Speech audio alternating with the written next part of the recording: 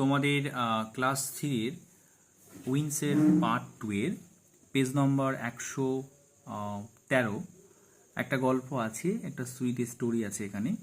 তো সেটা আমি পড়ছি। Long time ago an old man live in a small village. অনেক বছর আগে একটা বৃদ্ধ লোক সে বসবাস করত একটা স্মল ভিলেজ মানে ছোট্ট গ্রামে। হি ওয়াজ ভেরি পুয়ার, সে ছিল অনেক গরিব। মানে ওয়াজ মানে ছিল, ভেরি মানে ভেরি মানে অনেক, আর হচ্ছে পুয়ার মানে হচ্ছে গিয়ে প্রচুর পরিমাণে গরিব ছিল সে। হি বিলিভড, সে বিশ্বাস করতো, it was all because of his faith, মানে সে ভাগ্যের উপরে বিশ্বাস করতো। সে বলতো যে যা ঘটবে সব কারণ হচ্ছে ভাগ্যের উপরে, যেটা হয় সেটাই ঘটে। এভরিডে, প্রতিদিন, হি ওয়েন্ট, সে যেত, ওয়েন্ট মানে হচ্ছে যেত বা গিয়েছিল বললেও হয়, সেটা সেন্টেন্সের উপর ডিপেন্ড করবে। Everyday he went to the nearby canal to collect aquatic plant and fish. প্রতিদিন সে যেত পাশের একটা খালে, যেখানে সে কালেক্ট মানে সংগ্রহ করত অ্যাকোয়াটিক প্লান্ট মানে হচ্ছে জলজ উদ্ভিদ, প্লান্ট মানে উদ্ভিদ, অ্যান্ড ফিশ মানে মাছ, জলজ উদ্ভিদ এবং জলজ মাছ সে কালেক্ট করত মানে সংগ্রহ করত। He took great risk to do so, এটা ছিল অনেক ঝুঁকির কাজ, কিন্তু সে করতো। রিস্ক মানে হচ্ছে ঝুঁকি নেওয়া, ঠিক আছে। অ্যান্ড হি এমস মানে তার উদ্দেশ্য, এমড মানে হচ্ছে উদ্দেশ্য, ঠিক আছে।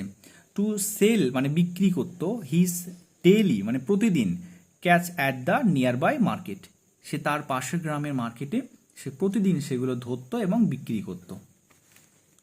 আফটার দেখো কি হয়, the story about his hard work spread fur and near মানে স্টোরি মানে সেই গল্পটা, অ্যাবাউট মানে তার সম্পর্কে, হিজ হার্ড মানে শুনে ফেলেছিল, ওয়ার্ক তার মানে হার্ড ওয়ার্ক মানে তার যে কঠিন কাজ, স্প্রেড মানে ছড়িয়ে পড়েছিল, ফার মানে অনেক দূরবর্তী, অ্যান্ড নিয়ার বাই মানে কাছাকাছি এলাকাতে সব ছড়িয়ে ফেলে, তার যেই কঠিন কাজ সবাই সেটা শুনে ফেলেছিল।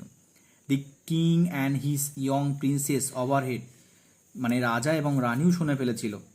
হিজ ডেলস মানে তার সেই যে ক্রিয়াকলাপ সেগুলো শুনে ফেলেছিল। দ্য ইয়ং প্রিন্সেস প্লেড মানে আবেদন করেছিল his father to help the poor man. Young princess মানে রানী, ইয়ং প্রিন্সেস মানে সে প্রার্থনা বা আবেদন করেছিল যে তার বাবা যেন সে গরিব মানুষদেরকে সাহায্য করে।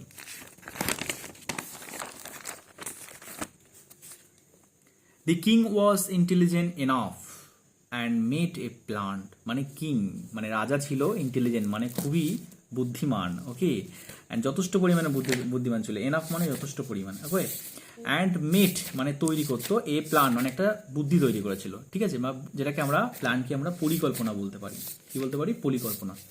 হি হোপড, সে বিশ্বাস করতো, হোপ মানে হচ্ছে আশা করা বা বিশ্বাস করা একই ব্যাপার, that the poor man would see the bag and its contents and take it with him, মানে যখনই পুয়ার ম্যান গরিব মানুষটা ওই ব্যাগটাকে দেখতে পাবে, তখনই সে ওই ব্যাগটাকে সে ছিনিয়ে নিয়ে আসতে পারবে বা ছিনিয়ে নিয়ে চলে আসবে। কারণ সে একটা ফন্দি করে মানে ব্রিজের নিচে যে সোনার কয়েনগুলো রেখে এসেছে, আর যেগুলো যেই না দেখবে সে ওখান থেকে আবার নিয়ে আসবে। দ্যাট মর্নিং ওই সকালবেলা, হুইল যখন কালেক্টিং মানে সংগ্রহ করলো, fuel would the poor man hurt his left eye, তখন দেখা গেল যেই মানুষটা না দেখতে পেল, তখন ফুয়েল উড মানে তার জ্বলন্ত একটা কাঠ, উড মানে কাঠ, ফুয়েল মানে জ্বলন্ত, জ্বলন্ত একটা কাঠ দিয়ে তার পুয়ার ম্যান মানে গরিব মানুষটার হার্ট হিজ লেফট আই মানে বা চোখটায় তাকে আঘাত করা হলো। And after that he could hardly open the eye, সে তার চোখটাকে কোনো রকম ভাবে খুলতে পারছিল না। স্টিল সেই সময়, হি ওয়েন্ট টু ওয়ার্ক, সে কাজ করছিল, that day he had nothing to sell in the market and thus the returned home, সে এই ক্ষতবিক্ষত হওয়া সত্ত্বেও সে কাজ করছিল, কিন্তু সে পর্যাপ্ত পরিমাণের কাজ করে উঠতে পারলো না, যার জন্য সে পরের দিন মার্কেটে আর সেই মানে সেগুলো সেলফ করতে পারলো না মানে বিক্রি করতে পারলো না। অ্যান্ড শেষমেশ কী করলো, রিটার্ন হোম, রিটার্ন মানে চলে আসা, হোম মানে বাড়িতে, মানে সে বাড়িতে ফিরে আসলো। He could see nearly nothing and thus also fail to see the folded bag kept by the bridge. এবং সে লাস্ট পর্যন্ত নাথিং টু অলসো ফেল্ড মানে সেটা দেখতে অসক্ষম হলো, এবং সি মানে দেখা, সে দেখতে অসক্ষম হলো, কিপ বাই দ্য ব্রিজ সেখানে আবার রেখে আসলো, কিপ মানে রাখা, ঠিক আছে। The poor man there for remind, গরিব মানুষের একটা এ থেকে বোঝা গেল, পুয়ার অ্যাজ বিফর, সে আবার গরিব রয়ে গেল। হিজ ফেট তার ভাগ্য, ডিড নট হেল্প হিম তার ভাগ্য আর কাজ করলো না। হিজ ফেথ মানে তার ভাগ্য, ডিড নট মানে কাজ করলো না, হেল্প হিম মানে কাজ করলো না, ঠিক আছে। ডু মানে করা, আর ডিড মানে করেছিল, আর এখানে নট ব্যবহার করা হয়েছে, তাই ডিড নট বলছি আমরা, তাই বলছি his faith is his faith did not help him, তার ভাগ্য তার উপরে কাজ করলো না। A few day later, young princess heard the poor man's stories.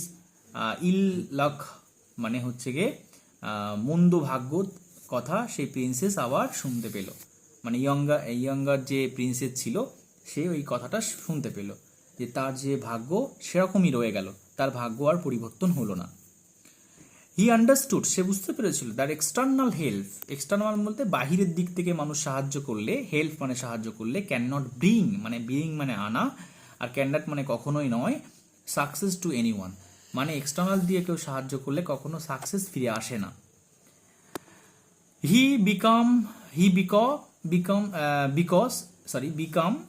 Sure that সে এই পন্থায় আসতে পেরেছিল যে one day his hard working man would get success on his own, মানে কখনো কেউ সাকসেসের পিছনে তার নিজের পরিশ্রমের প্রয়োজন থাকে। এটাই ছিল তোমাদের ক্লাস 3 উইন্সের পেজ নম্বর 114, যেখানে এই গল্পটা দেওয়া আছে। প্রত্যেকটা মানে বলে দিয়েছি, তোমরা সবাই বাড়িতে পড়ে নেবে।